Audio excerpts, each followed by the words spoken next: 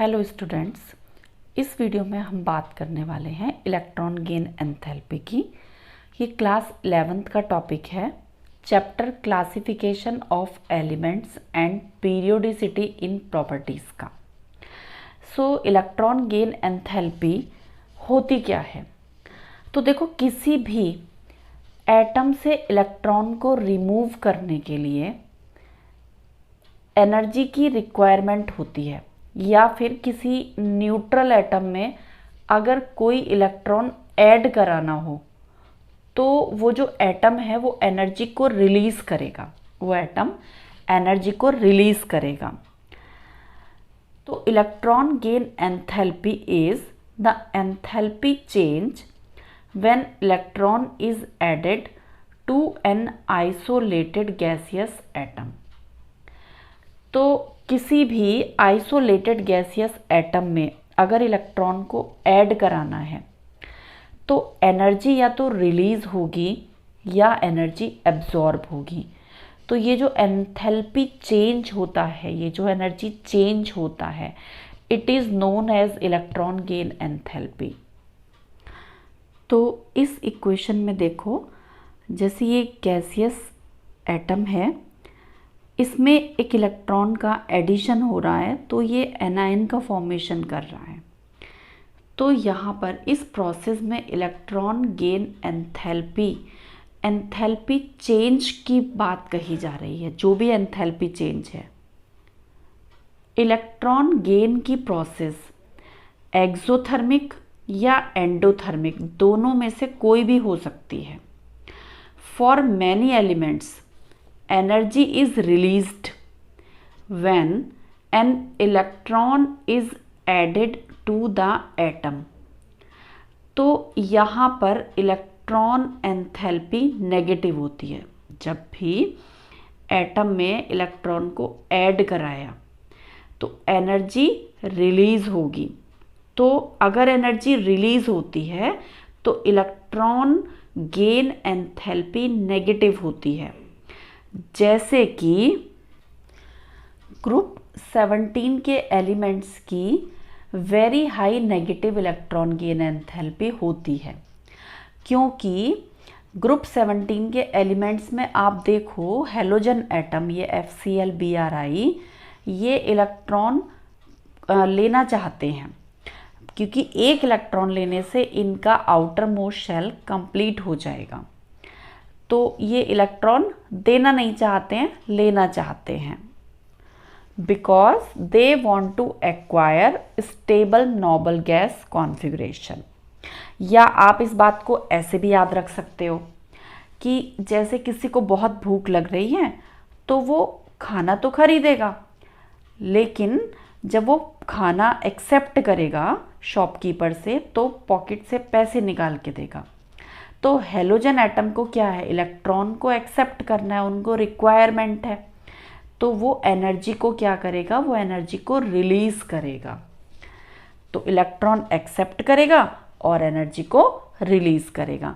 जबकि noble gas के case की अगर हम बात करें तो इनमें इलेक्ट्रॉन ऐड करने के लिए बाहर से एनर्जी को प्रोवाइड कराना होगा, यानी कि large positive electron gain enthalpy होगी, क्योंकि नोबल गैस का यानी helium, neon, argon, krypton, xenon का जो आउटर मोस्ट शेल है वो तो कंप्लीट होता है।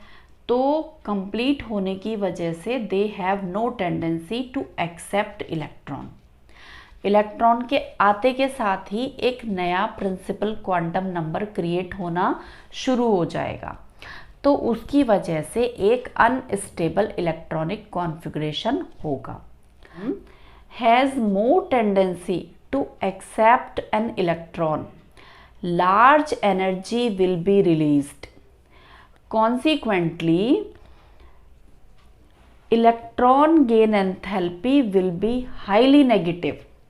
लेकिन अगर एटम में लेस टेंडेंसी है इलेक्ट्रॉन होल्ड करके कि वो अच्छे से इलेक्ट्रॉन को होल्ड कर सकते हैं,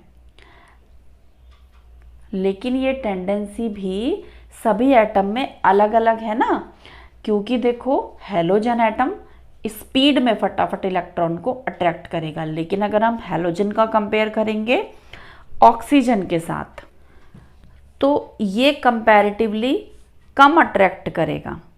इसका कंपेयर करेंगे इसके साथ तो अट्रैक्शन और भी बहुत ज़्यादा कम हो जाएगा। नाइट्रोजन की तो ऑलमोस्ट ज़ीरो होती है। तो अगर लेस टेंडेंसी है इलेक्ट्रॉन होल्ड करने की तो small amount of energy release होगी। यानी अगर आने वाले इलेक्ट्रॉन को कम अट्रैक्ट कर रहे हैं तो कम एनर्जी रिलीज होगी, आने वाले इलेक्ट्रॉन को ज़्यादा अट्रैक्ट कर रहे हैं तो एनर्जी ज़्यादा रिलीज होगी, है ना। तो it lead to a small negative value of electron gain enthalpy. अब हम बात करते हैं कुछ फैक्टर की जिन पर इलेक्ट्रॉन गेन एंथैल्पी डिपेंड करती है। वो फैक्टर है nuclear charge, size of atom और इलेक्ट्रॉनिक कॉन्फ़िगरेशन। तो देखो सबसे पहले हम बात करते हैं न्यूक्लियर चार्ज की। न्यूक्लियर चार्ज बढ़ेगा तो इलेक्ट्रॉन गेन एंथैल्पी भी बढ़ जाएगी, इंक्रीज हो जाएगी। This is due to greater attraction for incoming electron if nuclear charge is high. देखो अगर न्यूक्लियर चार्ज ज़्यादा है तो आने वाले इलेक्ट्रॉन के लिए अट्रैक्शन ज़्यादा हो जाएगा, अट्रैक्शन ज़्यादा होगा तो इलेक्ट्रॉन गेन एंथैल्पी भी ज़्यादा होगी। अब हम बात करते हैं साइज ऑफ एटम की। तो साइज ऑफ एटम पर क्या है कि एटम का साइज बढ़ेगा तो न्यूक्लियस और इनकमिंग इलेक्ट्रॉन के बीच की डिस्टेंस इंक्रीज होती जाएगी। तो डिस्टेंस बढ़ने से आने वाले इलेक्ट्रॉन पर अट्रैक्शन होगा। कितना होगा? कम होगा, क्योंकि डिस्टेंस अगर ज़्यादा होगी तो जो इलेक्ट्रॉन आ रहा है उसके ऊपर जो अट्रैक्शन है वो कम होगा। तो साइज अगर बढ़ेगा तो electron gain enthalpy less negative होगी। अगर साइज बढ़ेगा तो क्या होगा? फोर्स ऑफ अट्रैक्शन कम होगा। तो फोर्स ऑफ अट्रैक्शन कम होगा तो एनर्जी भी कम रिलीज करेगा। फोर्स ऑफ अट्रैक्शन साइज छोटा है, फोर्स ऑफ अट्रैक्शन ज़्यादा होगा तो एनर्जी भी ज़्यादा रिलीज करेगा। अब बात करते हैं इलेक्ट्रॉनिक कॉन्फ़िगरेशन की। तो देखो इलेक्ट्रॉनिक कॉन्फ़िगरेशन में भी कंप्लीटली फील्ड और हाफ फील्ड एटम भी शामिल होते हैं। तो जिन एलिमेंट्स का इलेक्ट्रॉनिक कॉन्फ़िगरेशन हाफ फील्ड है या फुल फील्ड है वो इलेक्ट्रॉन नहीं लेना चाहेंगे क्योंकि वो स्टेबल हैं।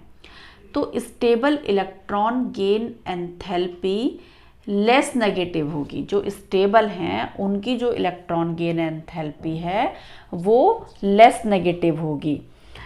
तो अभी क्या है, जैसे हम देखते हैं नाइट्रोजन का केस या हम देखते हैं Mg का केस, Be का केस, फॉस्फोरस का केस। तो इन सारे केसेस में क्या होता है, देखो Be का एटॉमिक नंबर है 4, इलेक्ट्रॉनिक कॉन्फ़िगरेशन 1s2 2s2 हुआ, और Mg में का एटॉमिक नंबर 12 है तो इसका जो कॉन्फ़िगरेशन है एंड में आता है 3s2।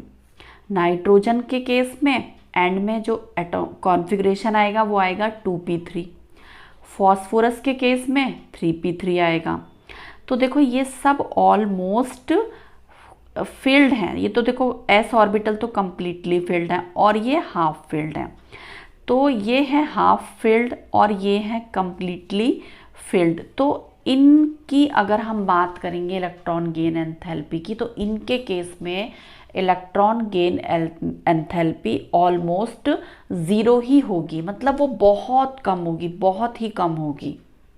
उसका रीज़न इनका ये कॉन्फ़िगरेशन है, कंप्लीटली फील्ड कॉन्फ़िगरेशन या हाफ फील्ड कॉन्फ़िगरेशन।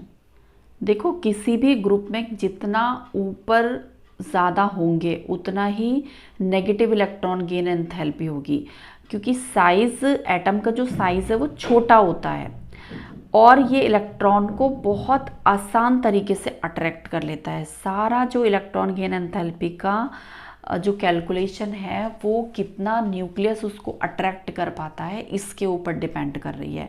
जितना साइज़ छोटा उतना ज़्यादा अट्रैक्शन होगा, और जितना नीचे आएंगे साइज़ बढ़ता जाएगा तो जो फोर्स ऑफ अट्रैक्शन है वो कम होता जाएगा, तो एनर्जी भी क्या होगी, वो लेस नेगेटिव होती जाएगी।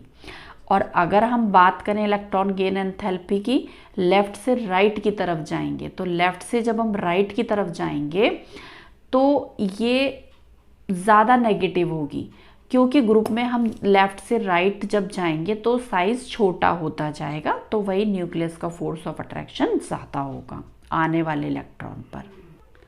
देखो किसी भी पीरियोडिक टेबल में हैलोजन की highest negative electron gain enthalpy होती है इनके कॉन्फ़िगरेशन की वजह से।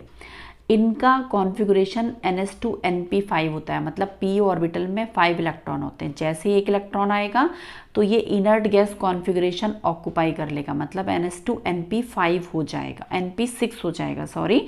तो क्या होगा कि एक इलेक्ट्रॉन एक्सेप्ट करके ये एक नोबल गैस कॉन्फ़िगरेशन ऑक्यूपाई कर लेगा, जिसकी वजह से इसकी highest negative electron gain enthalpy होती है।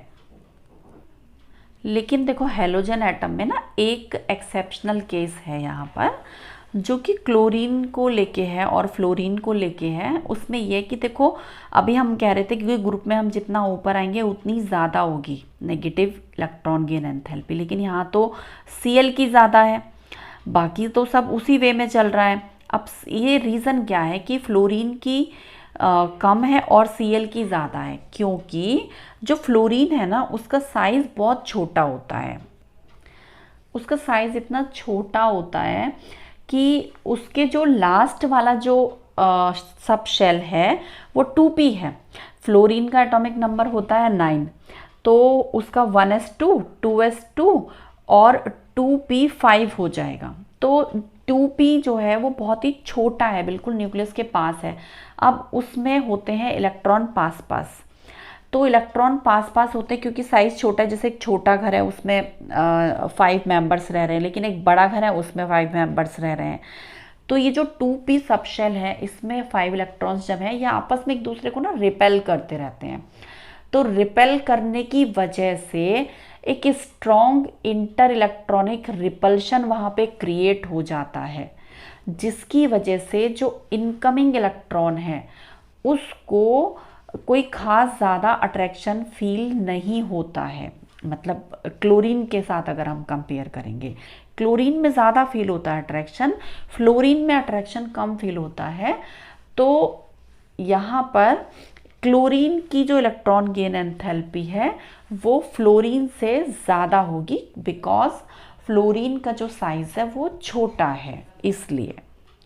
अब एक टॉपिक जो इसी से ही अटैच्ड है, सक्सेसिव इलेक्ट्रॉन गेन एंथैल्पी। ये होता क्या, देखो जैसे एक इलेक्ट्रॉन एंटर करा दिया तो एक के बाद दूसरा भी तो कराया जा सकता है ना। तो ठीक है, दूसरा कराने में बहुत ज़्यादा हमें एनर्जी प्रोवाइड करनी पड़ेगी, लेकिन जो अगर इन केस दूसरा कराते हैं तो उसको सक्सेसिव इलेक्ट्रॉन गेन एंथैल्पी की कैटेगरी में कंसीडर किया जाता है। तो अगर एक इलेक्ट्रॉन लेने के बाद जो एनायन बनता है उसमें एक और इलेक्ट्रॉन भी ऐड कराना है, ठीक है, यहाँ पर कूलम्बिक रिपल्शन क्रिएट होगा। कूलम्बिक रिपल्शन यहाँ पर क्रिएट होगा, जिसकी वजह से एनर्जी जो है जो सप्लाई करनी पड़ेगी वो काफ़ी ज़्यादा होगी। तो जैसे अभी हम यहाँ पर एक केस देख लेते हैं, ऑक्सीजन के में एक इलेक्ट्रॉन यहाँ पे ऐड करा रहे हैं तो O नेगेटिव यानी एक एनायन का फॉर्मेशन हो रहा है, नेगेटिव का चार्ज है इस पर। इसकी जो इलेक्ट्रॉन गेन एंथैल्पी वो -141 किलो जूल है, लेकिन अगर इसमें सेकेंड इलेक्ट्रॉन भी यहाँ पर ऐड कराना है O- में, तो इसकी इलेक्ट्रॉन गेन एंथैल्पी इस बार पॉजिटिव में हो जाएगी और ये O- का फॉर्मेशन कर लेगा। अभी हम देखते हैं एक दो क्वेश्चंस को। क्वेश्चन है विच of the following pair of elements would have A more negative electron gain enthalpy. देखो ऑक्सीजन में और फ्लोरीन में किसकी इलेक्ट्रॉन गेन एंथैल्पी ज़्यादा नेगेटिव है, या फ्लोरीन और क्लोरीन में किसकी ज़्यादा नेगेटिव है। फ्लोरीन और क्लोरीन का भी आपको बताया था कि क्लोरीन की ज़्यादा होती है, लेकिन अगर ऑक्सीजन और फ्लोरीन के केस में हम बात करेंगे तो फ्लोरीन की इलेक्ट्रॉन गेन एंथैल्पी ज़्यादा होगी, क्योंकि फ्लोरीन में इन कंपैरिजन टू ऑक्सीजन जो फोर्स ऑफ अट्रैक्शन है आने वाले इलेक्ट्रॉन के लिए वो ज़्यादा होगा, तो इसलिए फ्लोरीन की इलेक्ट्रॉन गेन एंथैल्पी ज़्यादा होगी। क्योंकि 2,5 है ना एंड में, 2p5 सॉरी, तो ये जो 2p5 में जैसे एक इलेक्ट्रॉन आएगा तो ये फटाफट इनर्ट गैस कॉन्फ़िगरेशन ऑक्यूपाई कर लेगा, लेकिन यहाँ पे एक इलेक्ट्रॉन आने के बाद एक और आना है, तब नोबल गैस कॉन्फ़िगरेशन ऑक्यूपाई होगा, तो फ्लोरीन की ज़्यादा है। वैसे भी अभी बताया था हैलोजन एटम की सबसे ज़्यादा होती है पूरी पीरियोडिक टेबल में। तो देखो अब देखते हैं इस क्वेश्चन को, which of the following pair would have a higher negative electron gain enthalpy. तो नाइट्रोजन या ऑक्सीजन। तो देखो अभी बताया था ना, नाइट्रोजन की तो ऑलमोस्ट ज़ीरो होती है, क्योंकि 2p3 आ जाता है एंड में कॉन्फ़िगरेशन में। एटॉमिक नंबर 7, तो 1s2 और 2s2 2p3, तो ये तो हाफ फील्ड हो गया ना, तो स्टेबल हो गया, ज़ीरो हो गई, तो इसकी नेगेटिव है, तो इसकी ऑक्सीजन की यहाँ पर ज़्यादा होगी।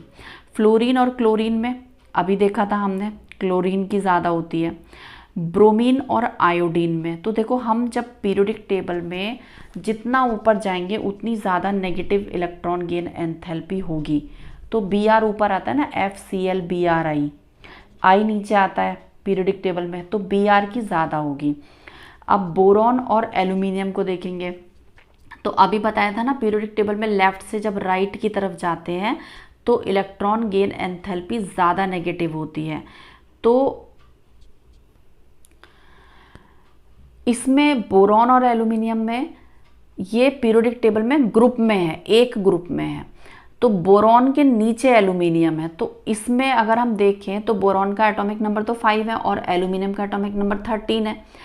तो ये देखो एंड में इसमें आ जाएगा, बोरॉन में आ जाएगा 2p1 और ये 3p1, तो ये पीरियोडिक टेबल में ऊपर से नीचे, एल्यूमिनियम नीचे है और बोरॉन ऊपर है, तो जितना ऊपर जाएंगे उतना ही ज़्यादा नेगेटिव इलेक्ट्रॉन गेन एंथैल्पी होगी, तो बोरॉन की ज़्यादा होगी, क्योंकि पीरियोडिक टेबल में ये एक ग्रुप में ऊपर आता है और ये नीचे आता है।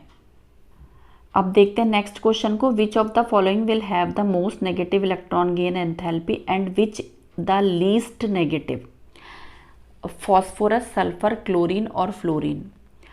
तो देखो अभी जैसे कि देखा था, तो सबसे ज़्यादा जो नेगेटिव इलेक्ट्रॉन गेन एंथैल्पी हमने बताई थी वो तो हैलोजन की बताई थी, हैलोजन में भी क्लोरीन की सबसे ज़्यादा थी। लेकिन यहाँ पे क्वेश्चन क्या कह रहा है, यहाँ क्वेश्चन में पूछा जा रहा है कि किसकी सबसे ज़्यादा है और किसकी सबसे कम है। तो देखो अभी बताया था ना, नाइट्रोजन का, फॉस्फोरस का, BeMg का केस बताया था, इनकी ऑलमोस्ट ज़ीरो होती है, तो उस हिसाब से फॉस्फोरस की तो ऑलमोस्ट ज़ीरो हमें पता है, तो सबसे कम तो फॉस्फोरस की हो गई। और हमने देखा था हैलोजन एटम की सबसे ज़्यादा होती है नेगेटिव इलेक्ट्रॉन गेन एंथैल्पी, तो उसमें भी Cl की सबसे ज़्यादा होती है, तो Cl की सबसे ज़्यादा है नेगेटिव इलेक्ट्रॉन गेन एंथैल्पी, और यहाँ पे फॉस्फोरस की सबसे कम है। अब नेक्स्ट क्वेश्चन है, arrange the following electronic configuration in order of increasing negative electron gain enthalpy. तो देखो ये आ रहा है 1s2 2s2 2p6, ये 10 हो गया, 2 ये 17, ये क्लोरीन हो गया, ये क्लोरीन हो गया, ये 1s2 2s2 2p5, ये फ्लोरीन हो गया, 1s2 2s2 2p3, 4 और 3 7, ये नाइट्रोजन हो गया, और 1s2 2s2 2p6 3s1, तो ये 4 और 6 10 और ये 11 हो गया, यानी कि ये सोडियम हो गया, है ना। तो अब देखो अगर हम इनमें देखें तो किसको हम कैसे करके इनको एडजस्ट कर सकते हैं। यहाँ पे इसने कहा है कि इलेक्ट्रॉनिक कॉन्फ़िगरेशन को उनकी increasing negative electron gain enthalpy के हिसाब से अरेंज करो। देखो यहाँ पे क्लोरीन की सबसे ज़्यादा है, उससे कम फ्लोरीन की है, और नाइट्रोजन की तो ऑलमोस्ट ज़ीरो है, और ये है जो फर्स्ट ग्रुप के जो एलिमेंट्स हैं इनकी अगर हम बात करेंगे ये इलेक्ट्रॉन गेन एंथैल्पी की, तो देखो इनकी भी माइनस में होती है, और इसलिए हमारे पास जो सबसे कम इलेक्ट्रॉन गेन एंथैल्पी है वो नाइट्रोजन की है। सो आंसर है फर्स्ट सबसे ज़्यादा, उससे कम सेकंड, उससे कम फोर्थ और सबसे कम थर्ड वाला होगा। अभी यहाँ पे आपको ये 3 क्वेश्चंस हैं जो आपको खुद सॉल्व करने हैं। आप इन क्वेश्चंस को सॉल्व कीजिए और चैट बॉक्स में इनके आंसर्स दीजिए। अगर आपको कोई कन्फ्यूज़न आता है तो वो चैट बॉक्स में आप लिखकर पूछ सकते हैं। क्वेश्चन में एक बार रीड कर रही हूँ। Which of the following pair has higher negative electron gain enthalpy? Oxygen, sulphur, fluorine या क्लोरीन, ऑक्सीजन या ऑक्सीजन आयन, ऑक्सीजन या फ्लोरीन। नेक्स्ट क्वेश्चन है arrange the following element in the decreasing order of negative electron gain enthalpy? B, C, N, O. उससे next question है the electron enthalpy of halogen became less negative in order F greater than Cl greater than Br greater then I। Comment on the statement. In questions के answer आप comment box में लिखकर दीजिएगा। अगर आपने video को subscribe नहीं किया, चैनल को सब्सक्राइब कर लीजिए, वीडियो को लाइक कर दीजिए, और मुझे काफ़ी मोटिवेशन देता है क्योंकि चैनल नया है तो आपके सपोर्ट की बहुत ज़रूरत है। इन क्वेश्चंस को सॉल्व कीजिए और आंसर्स को चैट बॉक्स में लिखकर भेजिए। Thank you so much for watching this video.